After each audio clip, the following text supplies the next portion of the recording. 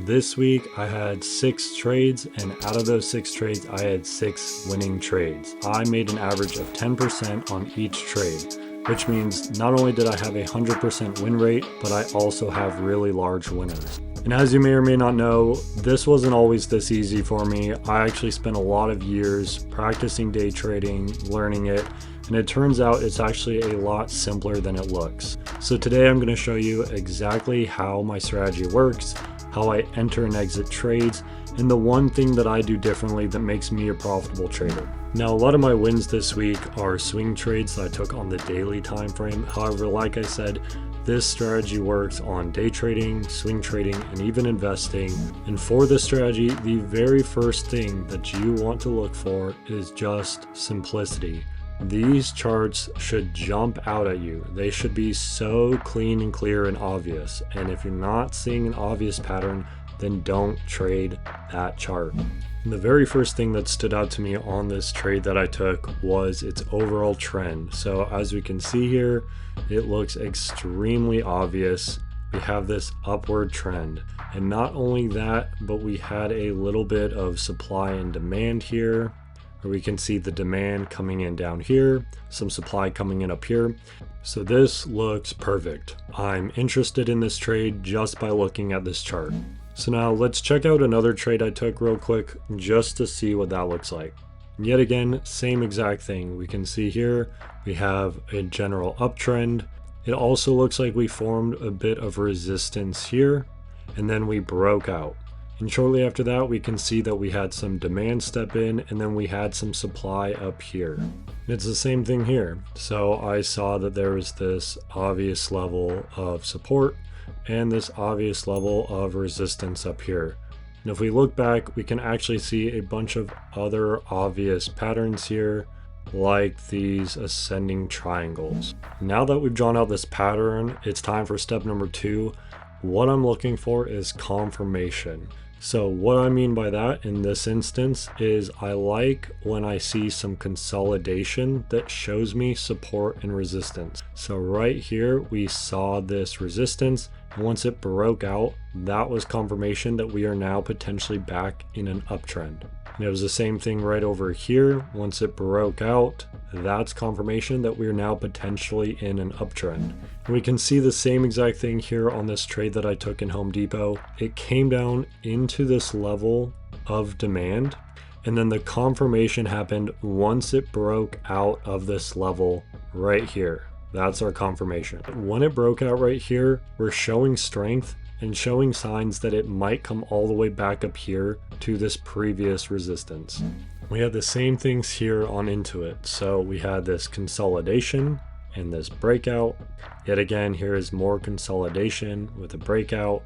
And what I did was I used this confirmation back here once it broke back out to the upside. And that's where I entered my trade.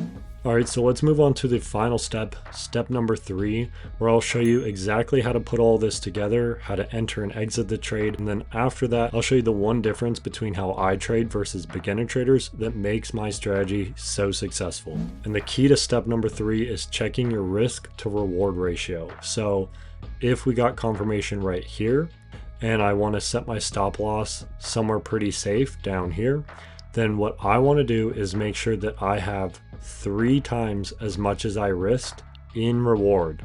In other words, what I'm saying is that when I entered a trade down here, I will not sell this position whatsoever until it gets to at least 3 times how much I risked. We can see the same exact thing here on Home Depot. I bought it here on the confirmation. I put my stop loss down here.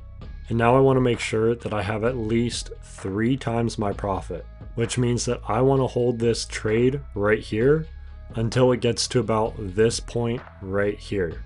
I will not close my trade until it hits that profit target. Yet again, it's the same thing here for Adobe. We can see that it comes down, it consolidates nicely right here, and then breaks out. So what we do is we set our stop loss safely on the other side of support, just like this. And then what we want is at least 3 times this risk. So that means that we wouldn't sell it until it gets to at least this area. So obviously this all seems pretty simple. So what's the trick? How is it that I'm so profitable when so many beginner traders lose money trying this? Well, there are two key differences, so let me show you what I'm talking about. If you bought this trade right down here, if you entered into this trade, would you be able to hold it all the way up to here, or would you sell it before then? Would you have been able to hold it when it came back down here? Or what about when it jumped up to here and then came back down? Would you be able to hold it all the way back down to here and lose all that money? Personally, for me, in the first 2 years of trading, I would not have been able to hold those trades all the way back down. I definitely would have closed. In fact, I probably would have closed this trade right here the second that it got up here. I probably would have freaked out, saw those hitting resistance, closed the trade. And if it came all the way up here and then came down, I was definitely going to close that trade. But you see, that's the problem. If you were risking this amount of money right here, and you are closing your trade right up here, then that's about a 1-to-1 ratio. You made one profit for one risk. That is a terrible risk to reward ratio. So if that's how a typical trader trades, then what does it look like when I take my trades or when a successful trader takes a trade? Well, we have the same pattern, we have the same entry, the same risk, but the difference is I will not close my position until it gets to at least 3 times my risk. And even when it gets to 3 times my risk, I'm only going to close maybe about a third of my position. And at that time, I will raise my stop loss to either break even or slightly higher. So instead of closing my entire trade here or maybe here, or my entire trade all the way up here, which is a good start, I will close some of my position up here at the top at 3R, and I will hold the rest even as it comes against me. That's because the difference is that I would rather lose all of my profits than miss out on a big home run.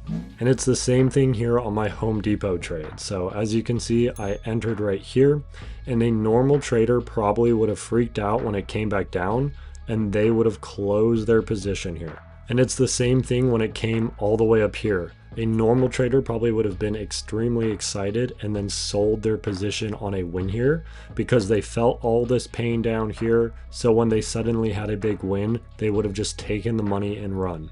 But the difference with me is it came down, I didn't sell, it came up, I didn't sell, and I'm still not selling. I've already hit about 3 times my risk to reward, and I'm still going to hold on to at least 70% of this position as it goes up all the way up to here.